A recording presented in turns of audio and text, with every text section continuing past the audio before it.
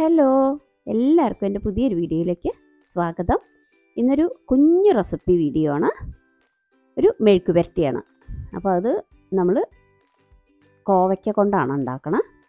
അത് നന്നായി ചെറുതാക്കി നുറുക്കിയ കോവയ്ക്ക വെച്ചിട്ട് വളരെ ചുരുക്കത്തിലുള്ള ഇൻഗ്രീഡിയൻസ് വെച്ചിട്ട് നല്ല ടേസ്റ്റ് ആയിട്ടുള്ളൊരു ഉപ്പേരി അല്ലെങ്കിൽ മെഴുക്ക് പുരട്ടി എന്ത് വേണമെങ്കിൽ പറയാം. അപ്പോൾ ഇതിന് ഞാൻ കാസ്റ്റ് ചെയ്യേണ്ട ഒരു തവ വെച്ചിട്ടുണ്ട്. ഇതധികം നമ്മൾ ഇരുമ്പ് ചീനച്ചട്ടിയിൽ ഇരുമ്പിൻ്റെ പാന അങ്ങനെയെല്ലാം ഉണ്ടാക്കുമ്പോൾ കുറച്ചും കൂടി മൊരിഞ്ഞ് കിട്ടും കേട്ടോ നമ്മുടെ മെഴുക്ക് പുരട്ടിയൊക്കെ. അപ്പോൾ അതിലേക്ക് വെളിച്ചെണ്ണ ചേർത്തിട്ട് അതിലേക്ക് കടുക് പൊട്ടിച്ചു. അതിന് ശേഷം ഒരു വലിയൊരു സവാള കൊത്തിയരിഞ്ഞതും കറിവേപ്പിലയും കൂടി ചേർത്തിട്ട് ഒരു നുള്ളു ഉപ്പും ചേർത്ത് നന്നായിട്ടൊന്ന് മൊരിഞ്ഞ് വരട്ടെ. ഒന്ന് മൊരിഞ്ഞ് ചെറുതായിട്ടൊന്ന് നന്നായി ബ്രൗൺ ആവണ്ട. അതിന് ശേഷം അതിലേക്കൊരു 1/4 ടീസ്പൂണ് മഞ്ഞൾപ്പൊടി ഇട്ടിട്ട് നന്നായി ഇളക്കിയെടുക്കുക. അതിന് ശേഷം ഇതിലേക്ക് നമ്മൾ ഓൾറെഡി നൈസാക്കിയിട്ട് നുറുക്കി വെച്ചിട്ടുണ്ടല്ലോ ആ കോവയ്ക്കയും കൂടി ഇടുക.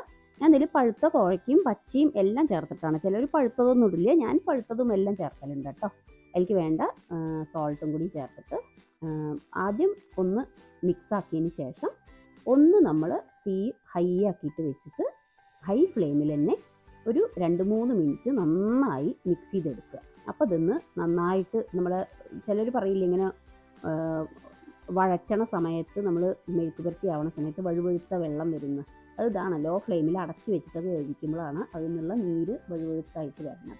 അപ്പോൾ ഹൈ ഫ്ലെയിമിൽ നന്നായി ആദ്യം ഒന്ന് 2-3 മിനിറ്റ് ഇളക്കിയതിന് ശേഷം അടച്ചു വെക്കേണ്ട, വീണ്ടും തീ കമ്മിയാക്കിയിട്ട് ഇടയ്ക്കിടയ്ക്ക് ഇളക്കി കൊടുത്താൽ മതി. അപ്പോൾ നന്നായി മൊരിഞ്ഞ് വരും. ഇത്രയേ ഉള്ളൂ, കുഞ്ഞൊരു റെസിപ്പിയാണ്. അതിന് ശേഷം ഇതിലേക്ക് എരിവിന് വേണ്ടിയിട്ട് ഞാൻ ഇടിച്ച മുളകാണ് ചേർക്കുന്നത്. പച്ചമുളകാണ് ചേർക്കണമെന്നുണ്ടെങ്കിൽ സവാളയുടെ കൂടെ ചേർത്താൽ മതി. ഇടിച്ച മുളകിന് അതിൻ്റേതായ നല്ലൊരു ടേസ്റ്റ് ഉണ്ട്. അപ്പോൾ ഞാൻ ഇടിച്ച മുളകാണ് ചേർത്തത്. അതിന് ശേഷം നന്നായി മൊരിയിച്ചെടുക്കുക. അപ്പോൾ ഇത്ര മാത്രമേ ഉള്ളൂ നമ്മുടെ ഒരു കുഞ്ഞു റെസിപ്പിയാണ്. എല്ലാവരും ഒന്ന് ട്രൈ ചെയ്തിട്ട് നോക്കി നോക്കൂ കേട്ടോ.